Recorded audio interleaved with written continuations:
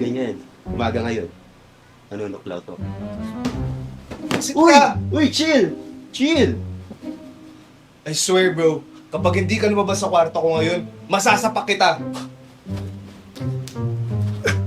Wait.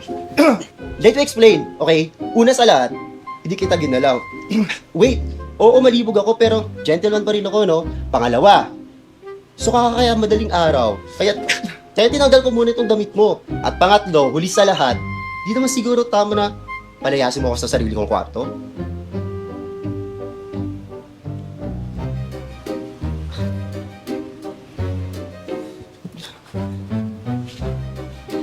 Ayaw mo ba malaman kung paano ka napunta dito? Wala akong pakialam.